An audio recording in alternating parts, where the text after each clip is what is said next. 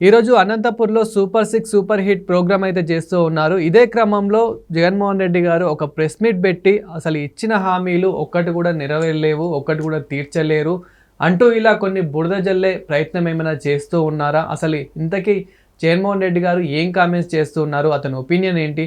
అనే విషయాలు అయితే తెలుసుకుందాం. దీని గురించి అయితే మాట్లాడేందుకు ప్రస్తుతం మనతో పాటు సీనియర్ పొలిటికల్ అనలిస్ట్ డివిఎస్ గారు ఉన్నారు. నమస్తే అండి.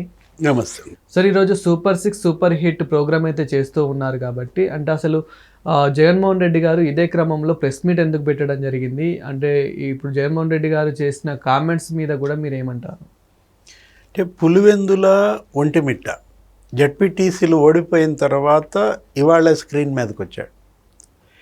ఈరోజే ప్రెస్ మీట్ పెట్టాడు. అంటే ఇన్నాళ్ళు ముఖం చాటేసిన జగన్మోహన్ రెడ్డి ఇవాళ ముఖం ఎందుకు చూపించాడు? ఎక్కడ వాళ్ళ యొక్క సూపర్ 6 సూపర్ హిట్ ఆ సభ ప్రజల్లోకి వెళ్ళొద్దని ముందే టన్నుల బురద తల్లుతున్నాడా?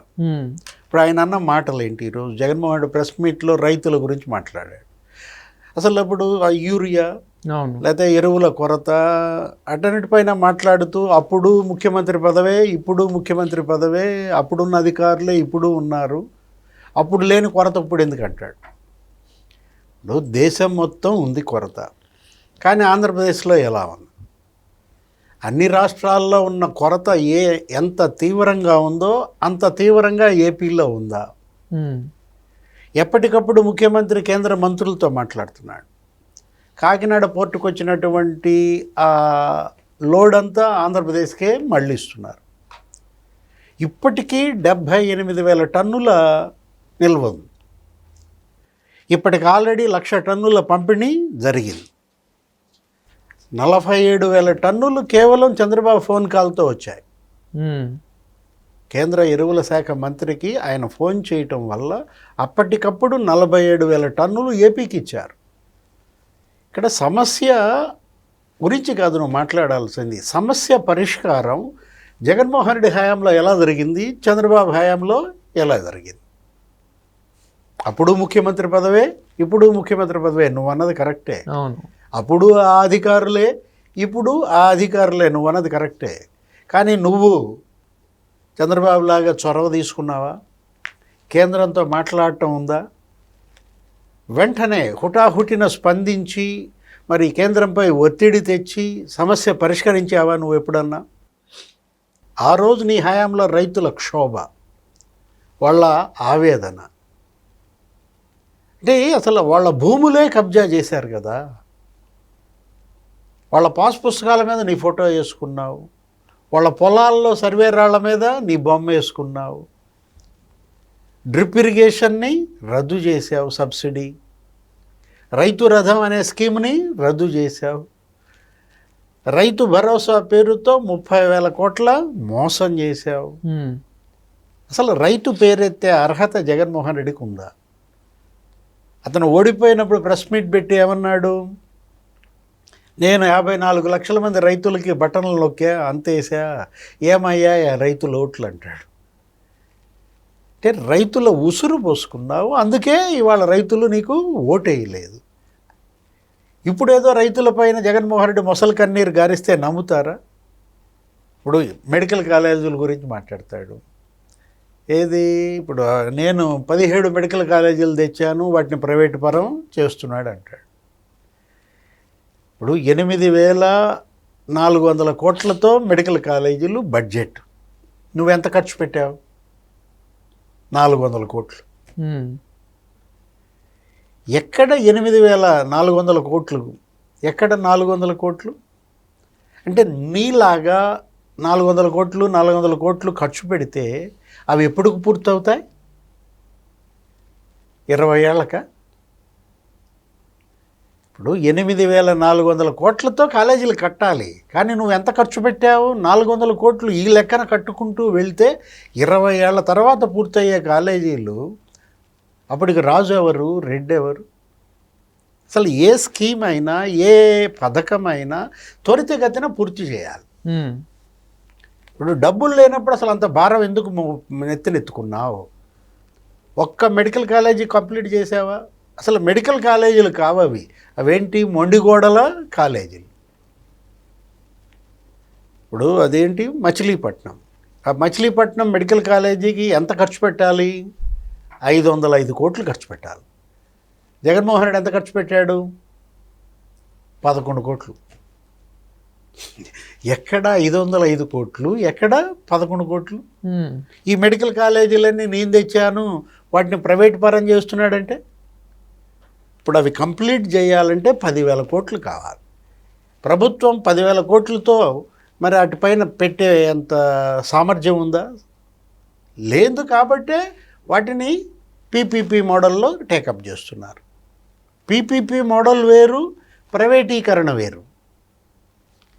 అంటే పీపీపీ మోడల్ నీకు అర్థం కాక నువ్వు అలా మాట్లాడుతున్నావా, లేదు ప్రైవేటీకరణ అనేటటువంటి ఒక బురద వాళ్ళ మీద వేద్దామని? ఇప్పుడు పీపీపీ మోడల్లో ఈ మెడికల్ కాలేజీలు చేపట్టిన 42% సీట్లు పేద విద్యార్థులకే. కానీ ఇప్పుడు ఇక్కడేంటి, 2008 కల్లా ఇవి కంప్లీట్ అయిపోవాలి. 2028 కల్లా ఇవి కంప్లీట్ అయిపోవాలి. 2029కి ప్రవేశాలు జరగాలి, కాలేజీలు నడవాలి, ఫ్యాకల్టీ ఇవాళ పూర్తిగా ఉండాలి. పులివెందుల్లో మెడికల్ కాలేజీ పెట్టాడు. పులివెందుల్లో మెడికల్ కాలేజీ పెట్టావు, నీ సొంత నియోజకవర్గమే, నువ్వు ముఖ్యమంత్రివే, కనీసం హాస్టల్స్ కట్టావా? అంటే ఇప్పుడు జగన్మోహన్ రెడ్డి అతను మెడికల్ కాలేజీలు నేను అన్ని తెచ్చా, 17 తెచ్చా అంటే నవ్వు వస్తుంది అనమాట. అంటే తను ఏది చెబితే జనం అది నమ్ముతారు అనుకునే భ్రమలు పోయాయి. ఇప్పుడు జగన్ ఏది చెప్పినా జనం నమ్మే పరిస్థితి లేదు. జగనే ఒక అబద్ధం, అబద్ధమే జగన్ అని ఇవాళ అదేమంటే సూపర్ 6 సూపర్ 7 ఏదో ఎగతాళి చేస్తాడు. ఒక్క హామీ వీళ్ళు నెరవేర్చలేదంటాడు. అదే అంటే కూటమి మీద నెగిటివ్ తీసుకొస్తూ ప్రజల్లోకి ఇంకా ఇలా అక్కడ కూటమి మీద నెగిటివ్ తీసుకొస్తూ ప్రజల్లోకి వెళ్దాం అనుకుంటున్నారా? ప్రజల్లోకి వెళ్తే ఈ సాగు ఎందుకు?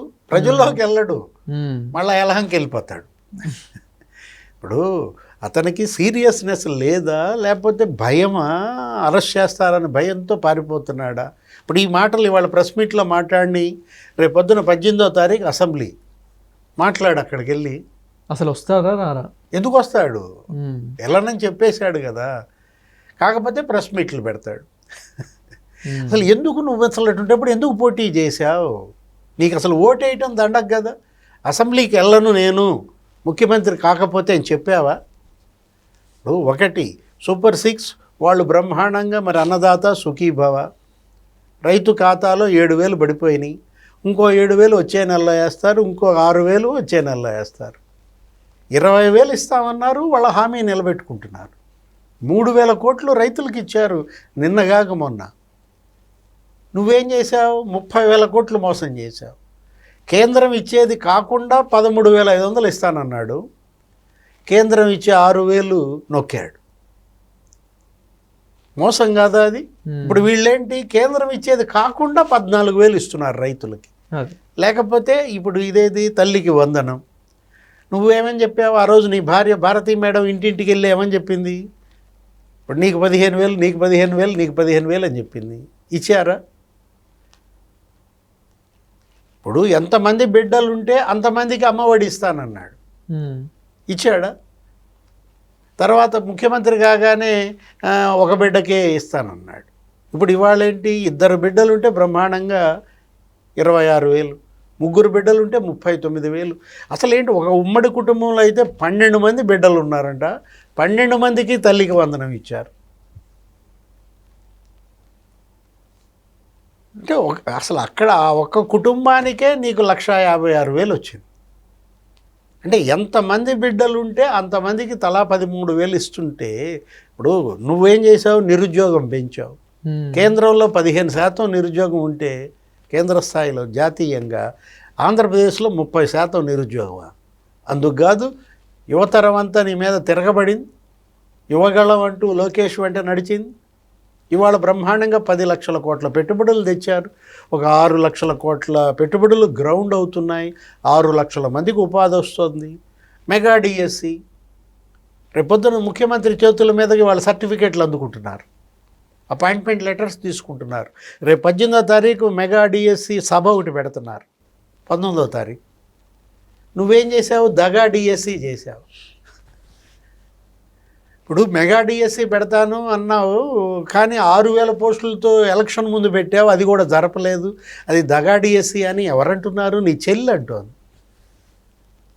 ఇప్పుడు యువతకు మోసం చేశాడు, మహిళలకు మోసం చేశాడు, మద్య నిషేధం చేస్తా అన్నాడు, చివరికి మద్యం కుంభకోణం చేశాడు. ఇవాళ మద్యం కుంభకోణంలో అందరు అరెస్ట్ అయ్యి జైళ్ళకి వెళ్తున్నారు. అరే జే బ్రాండ్ మద్యం అని చెప్పి తెచ్చి విషం వాళ్ళతో తాగిచ్చి దగ్గర 1,00,000 మంది చనిపోయారు. 45 లక్షల మంది కిడ్నీలు లివరు దెబ్బతిన్నాయి. మహిళలు ఉసురు పోసుకున్నాడు. అసలు ఏ వర్గానికి నువ్వు న్యాయం చేసావని, నువ్వు వాళ్ళని మీరేం చేయలేదనే నైతిక హక్కు జగన్మోహన్ రెడ్డికి ఉందా?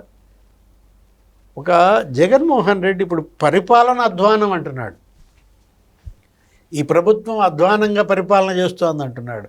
ప్రతిపక్షం అధ్వానంగా పనిచేస్తోంది, ప్రభుత్వం బ్రహ్మాండంగా సమర్థంగా పనిచేస్తోంది, కానీ ప్రతిపక్షం జగన్మోహన్ రెడ్డి పార్టీ అధ్వానంగా పనిచేస్తోంది.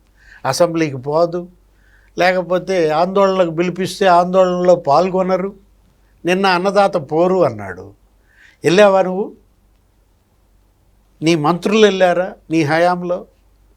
అంటే అన్నదాత పోరు అని నువ్వు పిలిపిస్తే కనీసం ఒక్క రైతు రాలేదంటే, చివరికి నీ కార్యకర్తలకే రైతు కండవాలేసి రైతులు ముసుగేసావంటే ఎవరు నమ్ముతారు జగన్ని? రైతులు నమ్మే పరిస్థితి లేదు, మహిళలు నమ్మే పరిస్థితి లేదు, యువత నమ్మే పరిస్థితి లేదు. Thank you sir. నమస్తే.